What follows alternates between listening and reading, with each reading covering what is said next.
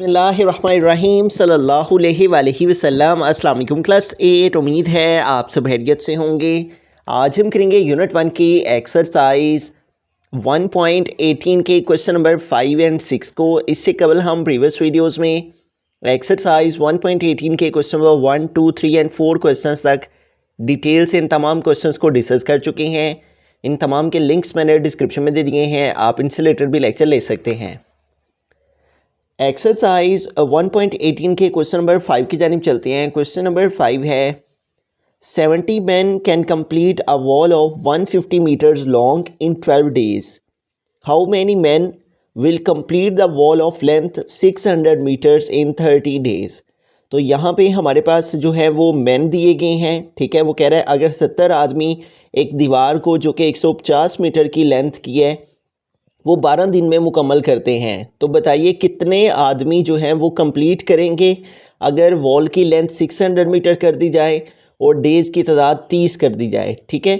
तो यहाँ पे हमें मैन की तादाद को फाइंड आउट करना है, ठीक है। सबसे पहले हम डाटा लिख लेते हैं। हमारे पास यहाँ पे डाटा के अंदर मैन है, उसको लिख लिया, ठीक है। और उसके बाद हमारे पास उसने हमें वॉल की लेंथ दी है, तो हम यहाँ पे वॉल लिख लेंगे, लेंथ ऑफ वॉल भी लिख सकते हैं। और तीसरी चीज़ डेज़ दिए हैं, तो यहाँ पे आ जाएंगे डेज़। अब सबसे पहला वाला डाटा यहाँ तक, ठीक है। यहाँ तक जो है वो जो हमारे पास डाटा है उसको हम लिखेंगे 70 मैन, तो मैन की जगह पे आ गया 70। और वॉल की लेंथ है 150 मीटर, तो वॉल के नीचे आ गया 150। जबकि डेज़ उसने दिए हुए हैं 12, तो यहाँ डेज़ की प्लेस पे आ गया 12, ठीक है। तो एक डाटा कंप्लीट हो गया यहाँ तक। अब अगली बात वो कह रहा है how many man will complete the wall. तो मैन हमें फाइंड करने हैं। मैन की जगह हम एक्स के इक्वल इसको लेट कर लेंगे, let the man number of man, let the number of man B x, ठीक है। जो आदमी हमने मालूम करने हैं अगर उनकी तादाद एक्स के इक्वल हो, ठीक है। और अब वॉल की लेंथ हो गया है 600, तो यहाँ पे आ गया 600 और आगे कह रहा है इन 30 डेज़, तो आ गया 30 डेज़, ठीक है। तो पहला डाटा यहाँ तक, उसकी तीनों वैल्यूज़ यहाँ पे लगा दी। अगला डाटा हाउ मैनी मैन था, तो एक्स आ गया।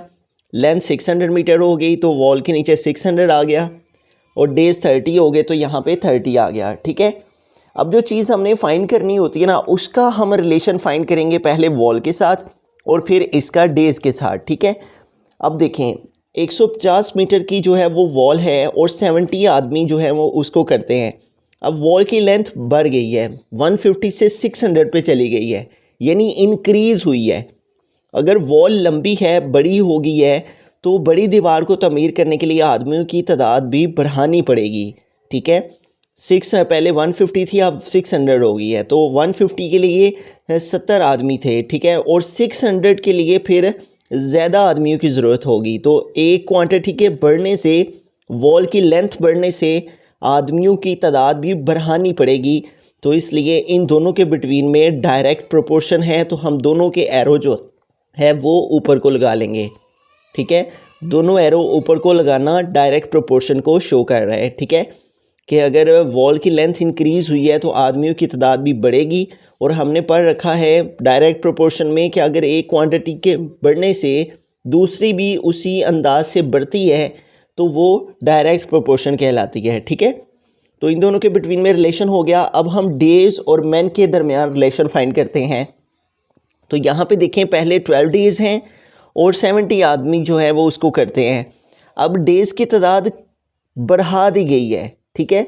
अब आपने इस चीज़ को जो है ना वो अपनी प्रैक्टिकल लाइफ के अंदर इस एग्जांपल को अंडरस्टैंड करके समझना है इसको कि दिनों की तादाद बढ़ा दी गई है, तो फिर आदमी जो है वो हम कम कर लेंगे, ठीक है। यानी दिनों की तादाद इंक्रीज़ हुई है, दिनों की तादाद बढ़ाई है, तो दिनों की तादाद बढ़ाने से आदमियों की तादाद कम हो जाएगी। यानी जो काम 12 दिनों में 70 आदमी कर रहे थे, 30 दिनों में फिर 70 के बजाय हम आदमी कम कर लेंगे, क्योंकि हमने दिनों में इजाफा कर लिया है। और अब हम कह रहे हैं कि 12 दिनों के बजाय हम 30 दिनों में काम मुकम्मल करना चाहते हैं, तो हमें 70 आदमी नहीं बल्कि कम आदमी ही लगाने पड़ेंगे, ठीक है। तो अब देखें डेज़ की तादाद बढ़ाने से आदमी कम हो जाएंगे तो एक क्वांटिटी को हम बढ़ा रहे हैं तो आदमी की तादाद कम हो जाएगी, तो एक को बढ़ाने से अगर दूसरी कम हो तो इसे इन्वर्स प्रोपोर्शन कहते हैं। और इन्वर्स प्रोपोर्शन की सूरत में हम एक एरो ऊपर को और दूसरा नीचे को लगाते हैं। ये ऑलरेडी ऊपर था तो इसलिए इसका अपोजिट जो है वो हम नीचे को लगा लेंगे, ठीक है। तो इस तरह से दिनों को बढ़ाने से आदमी की तादाद कम हो जाएगी, ठीक है। और इसलिए इनके बिटवीन में इन्वर्स प्रोपोर्शन हो गया। अब इसको आगे लिखते हैं, जिधर एरो का हेड होता है वो वाली वैल्यू नीचे आ जाती है और जिधर एरो की टेल है वो वैल्यू ऊपर, ठीक है। इधर इक्वल आएगा और ये जो वैल्यूज़ गिवन होती हैं इनके बिटवीन में मल्टीप्लाई का साइन आता है, ठीक है। जिधर एरो का ये हेड है वो वाली वैल्यू नीचे आ गई और 600 ऊपर आ गया। इसी तरह इधर जिधर एरो का हेड है वो वाली वैल्यू नीचे और 12 जो है वो ऊपर आ जाएगा। अब इसको आगे सिंप्लीफाई कर लेते हैं हम मज़ीद। x/70 इज़ इक्वल टू, तो यहाँ पे देखें ये वाला ज़ीरो इस ज़ीरो से कट हो जाएगा और ये ज़ीरो इस ज़ीरो से कट हो गया। अब ये 3 है, ये 12 है, तो ये दोनों कट हो जाएंगे। 3 के डबल से 3 1 टाइम 3, 3 4 टाइम 12, ठीक है। तो इनकी कटिंग हो गई। अब हमारे पास जो रिमेनिंग वैल्यूज़ रह गई हैं वो रह गई है 6/15 और इधर हमारे पास रह गया है 4/1, ठीक है। तो 1 नहीं लिखेंगे, ऐसे ही ठीक है। अब देखें ये 6 है, ये 15 है, तो इन दोनों की भी कटिंग हो जाएगी। 3 के टेबल से 3 2 टाइम 6 और 3 5 टाइम 15 है। तो हमारे पास रिमेनिंग क्या रह गया, x/70 इज़ इक्वल टू, अब किसी की भी कटिंग नहीं होती तो 2 × 4 8 आ जाएगा, ओवर नीचे क्या आ गया है 5। तो अब हम इसकी क्रॉस मल्टीप्लिकेशन कर लेंगे, ठीक है। इसको इससे मल्टीप्लाई, इसको इससे, x को 5 से किया तो आ गया 5x और इज़ इक्वल टू 70 को 8 से मल्टीप्लाई कर लेंगे। 70 × 8, 8 0 टाइम 0, 8 7 टाइम 56 है। तो यूँ यहाँ पे आ गया 560। अब देखेंगे 5 जो है वो इधर मल्टीप्लाई कर रहा है, तो अगर एक वैल्यू एक तरफ मल्टीप्लाई हो रही हो तो दूसरी तरफ जाके डिवाइड हो जाती है। ये इधर मल्टीप्लाई कर रहा है, इधर आके डिवाइड हो गया, ठीक है। अब इसको डिवाइड कर लेंगे, 560 को डिवाइड करेंगे 5 पे, तो 5 1 टाइम 5, फिर 6 को ड्रॉप कर लिया, फिर अगेन 5 1 टाइम 5, फिर 6 में से 1 माइनस किया, 5 माइनस किया 1 आ गया। इस ज़ीरो को ड्रॉप कर लेंगे, फिर 5 2 टाइम 10, ठीक है। तो इस तरह हमारे पास जो है वो आ गया 112। तो इसका मतलब ये हो गया कि अगर हमारे पास इतने मैन जो हैं वो हमें चाहिए होंगे, अगर वॉल की लेंथ 600 मीटर कर दी जाए और दिनों की तादाद 30 कर दी जाए, तो इस प्रोपोर्शन के अकॉर्डिंग जो मैन है वो हमें कितने चाहिए होंगे, 112 मैन रिक्वायर्ड होंगे। बिस्मिल्लाहिर्रहमानिर्रहीम। क्वेश्चन नंबर 6 की जानिब चलते हैं। क्वेश्चन नंबर 6 है, if the fair of 12 quintal luggage for a distance of 18 kilometre is 12 rupees, how much fare will be charged for a luggage of 9 quintals for a distance of 20 kilometre. तो वो कह रहे हैं अगर 12 quintal luggage का मतलब होता है वज़न और क्विंटल एक वेट का यूनिट है, ठीक है। और 1 क्विंटल के अंदर 100 केजी होते हैं, यानी एक क्विंटल 100 किलोग्राम के इक्वल होता है, ठीक है। वो कह रहे हैं अगर 12 क्विंटल लगेज हो, ठीक है, और उसका जो फेयर है, किराया है, उसको 18 किलोमीटर दूर लेकर जाना है एक डिस्टेंस पर, तो 12 रुपीज़ है। तो हाउ मच फेयर, कितना किराया हो जाएगा, will be charge for a luggage of 9 quintal, अगर सामान का जो वज़न है वो 9 क्विंटल हो जाए और डिस्टेंस 20 किलोमीटर हो, ठीक है। तो यहाँ पे 3 चीज़ें हैं, एक किराया है, फेयर, ठीक है, और दूसरी चीज़ यहाँ पे उसने क्विंटल दिए हैं, पहले 12 है फिर 9 है, तो हम क्विंटल लिख लेते हैं, ठीक है। और उसके बाद अगली चीज़ उसने जो कहा है वो डिस्टेंस दिया हुआ है, ठीक है। तो ये 3 जो है वो मिकदारें हैं, क्वांटिटीज़ हैं यहाँ पे, जिनके बिटवीन में ये रिलेशंस दिया गया है। तो सबसे पहले डाटा पुट करते हैं। If the fair of 12 quintal, तो क्विंटल कितने हैं पहले, 12।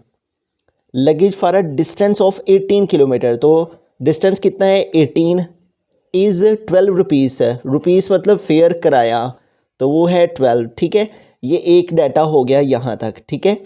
फेयर आ गया 12, क्विंटल आ गया 12, ठीक है, और उसके बाद डिस्टेंस आ गया 18। अब आगे चलते हैं, हाउ मच फेयर इसका मतलब हमें किराया मालूम करना है, उसको हम एक्स के इक्वल लेट कर लेंगे, यहाँ पे एक्स लिख लेंगे, यहाँ स्टेटमेंट भी लिख लेते हैं, let the fare be X rupees, अगर जो है वो किराया एक्स रुपीज़ हो तो।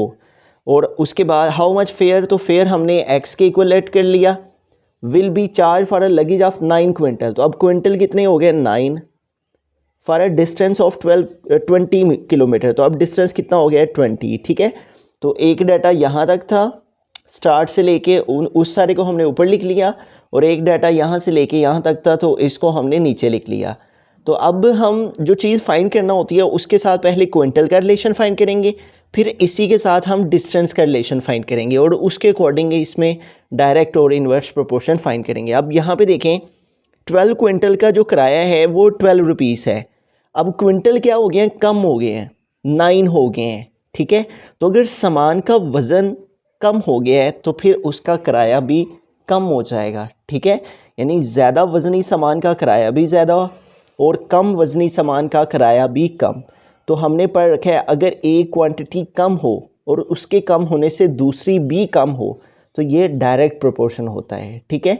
डिक्रीज़ होने पर डिक्रीज़, ये डायरेक्ट प्रोपोर्शन है। तो हम दोनों एरो डायरेक्ट प्रोपोर्शन के लिए किराया और क्विंटल दोनों ही, फेयर और क्विंटल दोनों में डायरेक्ट प्रोपोर्शन है, एक क्वांटिटी के कम होने से दूसरी भी कम हो रही है, तो इसलिए हम दोनों एरो ऊपर को लगाएंगे। तो अब हम क्विंटल को इग्नोर करके अब फेयर और डिस्टेंस के बिटवीन में जो है वो हम रिलेशन देखेंगे। तो पहले डिस्टेंस है 18 किलोमीटर दूर लेकर जाना है, ठीक है। अब 18 किलोमीटर पर 12 रुपीज़ फेयर है। अब डिस्टेंस क्या हो गया, बढ़ गया, 18 से 20 पे चला गया है। तो डिस्टेंस को बढ़ाने से जो किराया है वो भी बढ़ेगा, ठीक है। अगर थोड़ी दूर लेकर जाना है सामान को तो उसका किराया कम है। अगर 18 से 20 किलोमीटर दूर जाना है, पहले 18 किलोमीटर था, इसमें 2 किलोमीटर का इजाफा और हो गया है, तो फासला बड़ा है। तो अगर ज़्यादा दूर जैसे हम ट्रैवल कर रहे हों और हमने एक डेस्टिनी से दूसरी डेस्टिनी पे जाना हो तो उसका किराया और होता है, और अगर उससे भी आगे हमने जाना हो तो फिर उसका किराया बढ़ जाता है, ठीक है। तो इस तरह डिस्टेंस बड़ा है तो फेयर भी बढ़ेगा। तो एक क्वांटिटी के बढ़ने से अगर दूसरी भी बढ़े तो इसे डायरेक्ट प्रोपोर्शन कहते हैं। इसलिए डायरेक्ट प्रोपोर्शन के लिए हम इसका एरो भी ऊपर को और इसका एरो भी ऊपर को आएगा, ठीक है। तो इस तरह से हमारे पास क्विंटल और फेयर के बिटवीन में भी डायरेक्ट प्रोपोर्शन और फेयर और डिस्टेंस के बिटवीन में भी डायरेक्ट प्रोपोर्शन आ गया, ठीक है। तो हम जिधर एरो का हेड है वो वैल्यू नीचे लिखते हैं, ठीक है। एरो जो है वो 12 की तरफ है, 12 नीचे, एक्स ऊपर। यहाँ पे इक्वल यूज़ करेंगे, जो चीज़ें दोनों गिवन होती हैं, ठीक है, उनके बिटवीन में मल्टीप्लाई का साइन आता है। जिधर एरो का हेड है वो वैल्यू नीचे और जिधर एरो की टेल है वो वैल्यू ऊपर। इसी तरह इधर जिधर एरो का हेड है वो वैल्यू नीचे और जिधर एरो की ये टेल है, जिधर एरो नहीं बना हुआ, वो वैल्यू ऊपर आ जाएगी। अब इसको आगे सिंप्लीफाई कर लेते हैं। x/12 वैसे का वैसे ही लिख लेंगे। इनकी देखें कटिंग होती है, कटिंग कर लेंगे। 9 1 ज़ा 9 और 9 2 टाइम 18, ठीक है। उसके बाद देखें ये 20 है, ये 2 है, तो ये दोनों भी डिवाइड हो जाते हैं। 2 1 टाइम 2 एंड 2 10 टाइम 20। तो ऊपर हमारे पास क्या रह गया, 1 मल्टीप्लाई बाई 10, 10 1 ज़ा 10, और नीचे क्या रह गया, 12 मल्टीप्लाई 1, 12 1 ज़ा 12, ठीक है। अब यहाँ पे देखें ये जो 12 है ये इधर x के साथ डिवाइड हो रहा है, तो अगर एक वैल्यू एक तरफ डिवाइड हो रही हो तो दूसरी तरफ जाके मल्टीप्लाई हो जाती है, ठीक है। ये वैल्यू वैसे के वैसे लिखी, ये 12 इधर डिवाइड हो रहा था, इधर आके मल्टीप्लाई हो गया, ठीक है। x इज इक्वल टू 12 1 ज़ा 12, 12 1 ज़ा 12, 12 12 से कैंसिल, तो 10 1 ज़ा क्या आ गया 10। इसका मतलब कि अगर 9 क्विंटल हो जाएं और 20 किलोमीटर दूर लेकर उन्हें जाना हो तो तब उसका जो फेयर है, किराया है, वो कितना हो जाएगा, 10 रुपीज़ हो जाएगा।